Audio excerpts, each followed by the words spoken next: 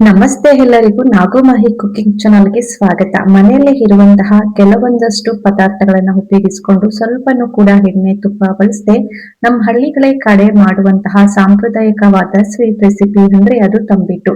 ಮತ್ತೆ ಇವಾಗ ಹಬ್ಬಗಳು ಕೂಡ ಬರ್ತಾ ಇದೆ, ಎಲ್ಲಾ ಕಡೆ ಊರ ಹಬ್ಬಗಳನ್ನು ಕೂಡ ಮಾಡ್ತಾ ಇರ್ತಾರೆ. ನೀವೇನಾದ್ರೂ ತಂಬಿಟ್ಟು ಮಾಡ್ಬೇಕು ಅಂತ ಅನ್ಕೊಂಡಿದ್ರೆ ಖಂಡಿತ ಈ ವಿಧಾನದಲ್ಲಿ ಟ್ರೈ ಮಾಡಿ. ತುಂಬಾ ರುಚಿಯಾಗಿ ಸಾಫ್ಟ್ ಆಗಿ ಮಾಡ್ಕೋಬಹುದು. ಮಾಡೋ ವಿಧಾನ ಹೇಗೆ ಅಂತ ನೋಡೋಣ. ಇವಾಗ ಈ ತಂಬಿಟ್ ಮಾಡ್ಕೊಳ್ಳೋದಕ್ಕೆ ಗ್ಯಾಸ್ ಅನ್ ಮಾಡಿ ಒಂದು ಪಾತ್ರೆನ ಬಿಸಿ ಇಟ್ಟು ಅಕ್ಕಿನ ಹುರ್ಕೊಳ್ಳೋಣ. ಅಕ್ಕಿ ಬಂದು 1 ಕಪ್ ಅಳತೆಯಿಂದ 1 ಕಪ್ ಆಗುವಷ್ಟು ತಗೊಂಡಿದೀನಿ. ನಾರ್ಮಲ್ ಆಗಿ ನಾವು ಮನೆಯಲ್ಲಿ ಯೂಸ್ ಮಾಡುವಂತಹ ಅಕ್ಕಿ. ಇವಾಗ ಅಕ್ಕಿನ ನಾವು ಚೆನ್ನಾಗಿ ಹುರ್ಕೊಳ್ಳೋಣ. ಉರಿನ ಕಡಿಮೆ ಮಾಡ್ಕೊಂಡು ಸ್ವಲ್ಪ ಕಲರ್ ಚೇಂಜ್ ಆಗೋ ತನಕ ಕೆಂಪಾಗಿ ನಾವು ಅಕ್ಕಿನ ನಿಧಾನವಾಗಿ ಹುರ್ಕೋಬೇಕು. ಅಕ್ಕಿನ ನಾವು ಎಷ್ಟು ಚೆನ್ನಾಗಿ ಹುರ್ಕೋತೀವೋ ನಾವು ಮಾಡುವಂತಹ ತಂಬಿಟ್ಟು ಕೂಡ ಅಷ್ಟೇ ರುಚಿಯಾಗಿ ಕೂಡ ಇರುತ್ತೆ. ಇವಾಗ ನೋಡಿದ್ರಲ್ಲ, ಅಕ್ಕಿನ ನಾನು ಈ ರೀತಿ ಹುರ್ಕೊಂಡಿದ್ದೀನಿ. ನೋಡಿ, ಇಷ್ಟಾದ್ರೆ ಸಾಕು. 70% ಅಕ್ಕಿನ ಹುರ್ಕೊಂಡು ಇವಾಗ ನಾವು ಇದ್ರ ಜೊತೆಗೆ ಸ್ವಲ್ಪ ಹುರ್ಗಡ್ಲೆನ ಹಾಕಿ ಹುರ್ಕೊಳ್ಳೋಣ. ಹುರ್ಗಡ್ಲೆ ಹಾಕ್ತಾ ಇದೀನಿ. ಹುರ್ಗಡ್ಲೆ ಒಂದು ನಾವು ಯಾವ ಕಪ್ ಅಲ್ಲಿ ತಗೊಂಡಿದೀವೋ ಅದೇ ಕಪ್ಪು ಹುರ್ಗಡ್ಲೆನ ಸೇರಿಸ್ತಾ ಇದ್ದೀನಿ. 1 ಕಪ್ ಆಗೋಷ್ಟು ಅಕ್ಕಿಗೆ 1 ಕಪ್ ಆಗೋಷ್ಟು ಹುರ್ಗಡ್ಲೆನ ಸೇರಿಸ್ತಾ ಇದ್ದೀನಿ. ಎರಡನ್ನೂ ಕೂಡ ಸಮ ಸಮ ಹಾಕ್ಬೇಕು, ಚೆನ್ನಾಗಿರುತ್ತೆ. ಕೆಲವರು ಬರೀ ಅಕ್ಕಿ ತಂಬಿಟ್ ಮಾಡ್ತಾರೆ, ಇನ್ ಕೆಲವರು ಬರೀ ಹುರ್ಗಡ್ಲೆ ತಂಬಿಟ್ ಮಾಡ್ತಾರೆ. ಒಂದ್ಸಲ ನೀವು ಎರಡನ್ನೂ ಮಿಕ್ಸ್ ಮಾಡಿ ತಂಬಿಟ್ ಮಾಡಿ ನೋಡಿ, ತುಂಬಾ ರುಚಿಗೆ ಕೂಡ ಇರುತ್ತೆ. ಇವಾಗ ನೋಡಿ, ಈ ರೀತಿ ನಾನು ಹುರ್ಗಡ್ಲೆನ ಸೇರ್ಸಿದ್ಮೇಲೆ ಜಸ್ಟ್ ಸ್ವಲ್ಪ ಬಿಸಿ ಮಾಡ್ಕೊಂಡು ಅಷ್ಟೇ. ತುಂಬಾ ಹೊತ್ತೇನು ಹುರಿಯೋದೇನು ಬೇಡ. ಇವಾಗ ನೋಡಿ, ಕರೆಕ್ಟ್ ಆಗಿ ಹುರಿದಿದ್ದ ಹಾಗಿದೆ. ಇಷ್ಟಾದ್ರೆ ಸಾಕು. ಇವಾಗ ಇದನ್ನ ತೆಗೆದು ನಾವು ಒಂದು ಪಾತ್ರೆಗೆ ಸೇರಿಸ್ಕೊಳ್ಳೋಣ. ಸ್ವಲ್ಪ ಇದು ಬಿಸಿ ಹಾರ್ಬೇಕು. ಇವಾಗ ಅದೇ ಬಿಸಿ ಹಾರೋಷ್ಟ್ರೊಳಗೆ ನಾವು ಬೇರೆ ಪದಾರ್ಥಗಳನ್ನ ಹುರ್ಕೊಳ್ಳೋಣ. ಇವಾಗ ಕಡಲೆ ಬೀಜನ ಹಾಕ್ತಾ ಇದ್ದೀನಿ. ಅಕ್ಕಿ ಮತ್ತೆ ಹುರ್ಗಡ್ಲೆನ ಯಾವ ಕಪ್ ಅಲ್ಲಿ ತಗೊಂಡಿದ್ದೀನೋ ಅದೇ ಕಪ್ ಕಡಲೆ ಬೀಜನ ಹಾಕೊಂಡು ಹುರ್ಕೊಳ್ತಾ ಇದೀನಿ. 1 ಕಪ್ ಆಗೋಷ್ಟು ಚೆನ್ನಾಗಿ ಇರುತ್ತೆ. ಸಮ ಸಮ ಹಾಕಿ ಮಾಡೋದ್ರಿಂದ ಕಡಲೆ ಬೀಜನ ನಾವು ತಂಬಿಟ್ಗೆ ಎಷ್ಟು ಹಾಕ್ತಿವೋ ಅಷ್ಟೇ ರುಚಿಯಾಗಿರುತ್ತೆ. ಹಾಗಾಗಿ ನಾನು 1 ಕಪ್ ಆಗೋಷ್ಟು ಪೂರ್ತಿಯಾಗಿ ಕಡಲೆ ಬೀಜನ ಹಾಕೊಂಡಿದೀನಿ. ಇದನ್ನು ಕೂಡ ನಾವು ಕಲರ್ ಚೇಂಜ್ ಆಗೋ ತನಕ ನೋಡಿ ಈ ರೀತಿ ಹುರ್ಕೋಬೇಕಾಗುತ್ತೆ. ದುಂಡಿಗೆ ಇವಾಗ ಇದನ್ನ ಇದ್ರ ಮೇಲಿರುವ ಸಿಪ್ಪೆ ಎಲ್ಲ ತೆಗೆದು ಕಡಲೆ ಬೀಜನ ನಾವು 2 ಭಾಗನಾಗಿ ಮಾಡಿ ಇಟ್ಕೊಳ್ಳೋಣ. ಇವಾಗ ನೆಕ್ಸ್ಟ್ ಅದೇ ಪಾತ್ರೆಗೆ ಬಿಳಿ ಎಳ್ಳನ್ನ ಹಾಕೊಳ್ತಾ ಇದ್ದೀನಿ. ಒಂದು 3 ರಿಂದ 4 ಸ್ಪೂನ್ ಆಗೋಷ್ಟು ಬಿಳಿ ಎಳ್ಳನ್ನ ಹಾಕೊಂಡಿದೀನಿ. ಹಾಗೇನೆ 2 ಸ್ಪೂನ್ ಆಗೋಷ್ಟು ಕಪ್ಪು ಎಳ್ಳನ್ನ ಹಾಕೊಂಡಿದೀನಿ. ಎರಡನ್ನೂ ಕೂಡ ಹಾಕೊಳ್ಳೇಬೇಕು ಅಂತ ಏನಿಲ್ಲ, ಯಾವ್ದಾದ್ರು ಒಂದು ಇದ್ರೂನು ಹಾಕೋಬಹುದು. ಯಾವ್ದಾದ್ರು ಎಳ್ಳನ್ನ ನೀವು ಸೇರಿಸ್ಕೊಂಡು ಮಾಡ್ಕೊಡಿ. ಇಲ್ಲಿ ನಾನು ಅದು ಸ್ವಲ್ಪ ಇದು ಸ್ವಲ್ಪ ಹಾಕೊಂಡು ಹುರ್ಕೊಳ್ತಾ ಇದೀನಿ. ಸ್ವಲ್ಪ ಚಟಪಟ ಅನ್ನೋ ತನಕ ಕೆಂಪಾಗಿ ನಾವು ಈ ಬಿಳಿ ಎಳ್ಳು ಮತ್ತೆ ಕಪ್ಪು ಎಳ್ಳನ್ನ ಎರಡನ್ನೂ ಕೂಡ ಹುರ್ಕೊಂಡು ಸಪರೇಟ್ ಆಗಿ ಒಂದು ಪಾತ್ರೆಗೆ ಎತ್ತಿಟ್ಕೊಳ್ಳೋಣ. ಇವಾಗ ನೆಕ್ಸ್ಟ್ ಬಂದು ಒಣ ಕೊಬ್ಬರಿ ತುರಿನ ಹಾಕೊಳ್ಳೋಣ.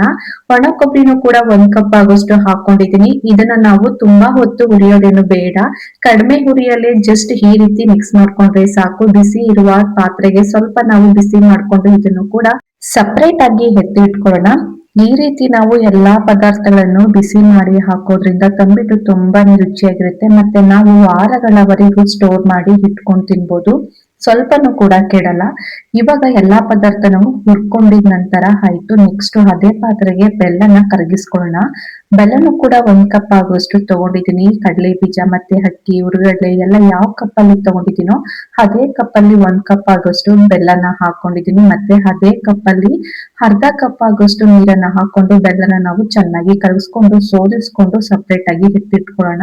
ಬೆಲ್ಲ ನಾವು ಪಾಕ ಮಾಡೋದೇನು ಬೇಡ, ಜಸ್ಟ್ ಕರಗಿಸ್ಕೊಂಡ್ರೆ ಸಾಕು. ಏನಾದ್ರೂ ಪಾಕ ಮಾಡ್ಕೊಂಡ್ರೆ ಅದು ನಾವು ಮಾಡುವಂತಹ ತಂಬಿಟ್ಗಳೆಲ್ಲ ಗಟ್ಟಿ ಆಗ್ಬಿಡುತ್ತೆ. ಹಾಗಾಗಿ ನಾವು ಪಾಕ ಏನು ಮಾಡೋದೇನು ಬೇಡ. ಸ್ವಲ್ಪ ಒಂದೇ ಒಂದು ಕುದಿ ಬಂದ್ರೆ ಸಾಕು. ಕರಗಿದ್ಮೇಲೆ ನೋಡಿ ಕರೆಕ್ಟ್ ಆಗಿ ರೆಡಿ ಆಗಿದೆ. ಇವಾಗ ಇದನ್ನ ಸೋದಿಸ್ಕೊಂಡು ಸಪರೇಟ್ ಆಗಿ ಎತ್ತಿಟ್ಕೊಳ್ಳೋಣ.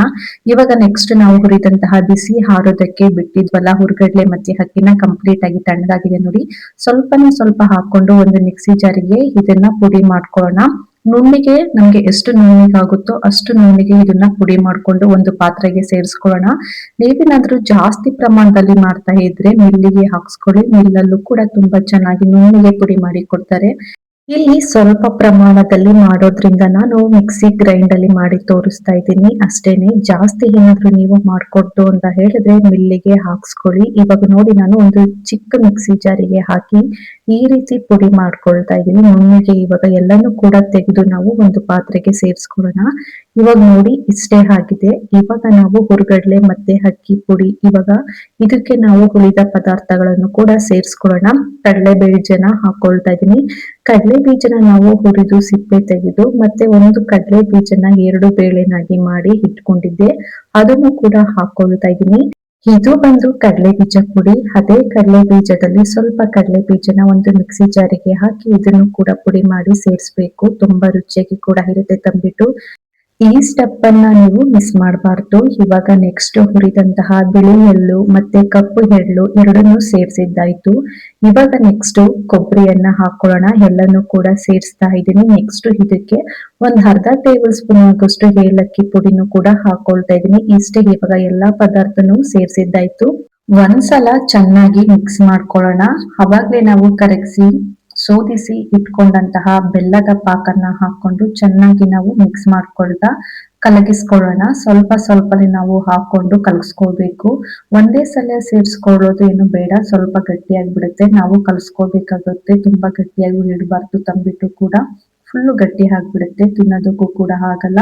ನಾವು ಹದವಾಗಿ ನಾವು ಸ್ವಲ್ಪ ಸ್ವಲ್ಪನೇ ಈ ಬೆಲ್ಲದ ಪಾಕನ್ನ ಹಾಕೊಂಡು ಮಿಕ್ಸ್ ಮಾಡ್ಕೊಂಡ್ರೆ ಆಯ್ತು. ಇವಾಗ ಎಲ್ಲಾ ಕಡೆ ಹಬ್ಬಗಳು ಕೂಡ ಬರ್ತಾ ಇದೆ. ಮಿಸ್ ಮಾಡದೆ ಎಲ್ಲರೂ ಕೂಡ ತಂಬಿಟ್ಟು ಮಾಡ್ತಾರೆ. ಕೆಲವರು ಮಾಡ್ತಾರೆ, ಕೆಲವರು ಮಾಡಲ್ಲ. ನಾರ್ಮಲ್ ದಿನಗಳು ಕೂಡ ಇದನ್ನ ಮಾಡ್ಕೊಂಡು ತಿನ್ಬೋದು. ಹಬ್ಬಗಳಿಗೆ ಮಾಡ್ಬೇಕು ಅನ್ನೋದಿಲ್ಲ. ತುಂಬಾನೇ ಚೆನ್ನಾಗಿರುತ್ತೆ. ಬೆಲ್ಲ ಹಾಕಿ ಮಾಡೋದ್ರಿಂದ ಎಲ್ಲರೂ ಕೂಡ ತಿನ್ಬೋದು. ಮತ್ತೆ ಇದಕ್ಕೆ ನಾವು ಸ್ವಲ್ಪನೂ ಕೂಡ ಎಣ್ಣೆ ತುಪ್ಪ ಬಳಸದೆ ಎಲ್ಲಾ ಪದಾರ್ಥನೂ ಕೂಡ ಹುರಿದು ಮಾಡೋದ್ರಿಂದ ವಾರಾನ್ಗಟ್ಲೆ ನಾವು ಸ್ಟೋರ್ ಮಾಡಿ ಇಟ್ಕೊಂಡು ತಿನ್ಬೋದು. ಸ್ವಲ್ಪನೂ ಕೂಡ ಇದು ಕೆಡಲ್ಲ. ತುಂಬಾನೇ ಚೆನ್ನಾಗಿ ಬರುತ್ತೆ. ಇವಾಗ ನೋಡಿ, ನಾನು ಬೆಲ್ಲದ ಪಾಕನ ಸ್ವಲ್ಪನೇ ಸ್ವಲ್ಪ ಸೇರಿಸ್ಕೊಂಡು ಈ ರೀತಿ ನಾನು ಎಲ್ಲಾನು ಹಸಿಟ್ಟನ್ನು ಕೂಡ ಈ ರೀತಿ ಕಲ್ಸ್ಕೊಂಡಿದ್ದೀನಿ. ತಂಬಿಟ್ಟು ನಿಮ್ಗೆ ಯಾವ ಸೈಜಿಗೆ ಬೇಕೋ ಆ ಸೈಜಲ್ಲಿ ಉಂಡೆಗಳನ್ನಾಗಿ ನಾವು ಮಾಡ್ಕೊಳ್ಳೋಣ. ತಂಬಿಟ್ಟು ಅಂದ್ರೆ ಚಿಕ್ಕದಾಗಿ ಮಾಡಿದ್ರೆ ಅಷ್ಟೊಂದು ಚೆನ್ನಾಗಿರಲ್ಲ. ನೋಡಿ, ಈ ಒಂದು ಸೈಜ್ ಅಲ್ಲಿ ನಾನು ಉಂಡೆಗಳನ್ನಾಗಿ ಮಾಡಿ ಇಟ್ಕೊಳ್ತಾ ಇದ್ದೀನಿ. ಫೈನಲಿ ಎಲ್ಲಾ ತಂಬಿಟ್ಟು ಉಂಡೆಗಳನ್ನು ಕೂಡ ಸೇಮ್ ಒಂದು ವಿಧಾನದಲ್ಲಿ ಉಂಡೆಗಳನ್ನಾಗಿ ಮಾಡಿ ಇಟ್ಕೊಂಡಿದ್ದಾಯ್ತು. ಇಲ್ಲಿ ತಂಬಿಟ್ಟು ಉಂಡೆಗಳು ರೆಡಿಯಾಗಿದೆ. ತುಂಬಾ ರುಚಿಯಾಗಿ ಸಾಫ್ಟ್ ಆಗಿ, ನೋಡಿ ಮನೆಯಲ್ಲೇ ಇರುವಂತಹ ಕೆಲವೊಂದಷ್ಟು ಪದಾರ್ಥಗಳನ್ನ ಉಪಯೋಗಿಸ್ಕೊಂಡು ಸ್ವಲ್ಪನೂ ಕೂಡ ಎಣ್ಣೆ ತುಪ್ಪ ಬಳಸದೆ ರುಚಿಯಾಗಿ ಮತ್ತೆ ಸಾಂಪ್ರದಾಯಿಕವಾಗಿ ರೆಡಿ ಆಗುವಂತಹ ಸ್ವೀಟ್ ಅಂದ್ರೆ ಈ ತಂಬಿಟ್ಟು. ತುಂಬಾನೇ ರುಚಿಯಾಗಿ ಕೂಡ ಇರುತ್ತೆ. ನೋಡಿ, ತಂಬಿಟ್ಟು ಕೂಡ ರೆಡಿ ಆಯ್ತು. ನೋಡ್ತಾ ಇರ್ಬೋದು ಎಷ್ಟು ಸೂಪರ್ ಆಗಿ ಈ ತಂಬಿಟ್ಟು ಬಂದಿದೆ ಅಂತ. ನೋಡ್ತಾ ಇದ್ರೆ ಬಾಯಲ್ಲಿ ಕೂಡ ನೀರ್ ಬರ್ತಾ ಇದೆ. ಖಂಡಿತ ಈ ವಿಧಾನದಲ್ಲಿ ನೀವು ಕೂಡ ಒಂದ್ಸಲಿ ಟ್ರೈ ಮಾಡಿ ನೋಡಿ. ಇವತ್ತಿನ ಈ ರೆಸಿಪಿ ನಿಮ್ಗೆಲ್ಲ ಇಷ್ಟ ಆಯ್ತು ಅಂತ ಅನ್ಕೊಂಡಿದೀನಿ. ಲೈಕ್ ಮಾಡಿ, ಹಾಗೆ ಯಾವ ರೀತಿ ಬಂತು ಅಂತ ಕಮೆಂಟ್ ಮಾಡಿ. ನಿಮ್ಮ ಫ್ರೆಂಡ್ಸ್ ಮತ್ತೆ ಫ್ಯಾಮಿಲಿ ಜೊತೆ ಶೇರ್ ಮಾಡಿ. ಇದೇ ರೀತಿ ಇನ್ನಷ್ಟು ರುಚಿಕರವಾದ ರೆಸಿಪಿಗಳಿಗಾಗಿ ನಾಗು ಮಹಿ ಕುಕಿಂಗ್ ಚಾನಲ್ ನ ಸಬ್ಸ್ಕ್ರೈಬ್ ಮಾಡ್ಕೊಳ್ಳಿ. ಹಾಗೇನೆ ಪಕ್ಕದಲ್ಲಿರುವ ಬೆಲ್ ಐಕನ್ ಕೂಡ ಒತ್ತೋದನ್ನ ಮರೆಯಬೇಡಿ. Thank you.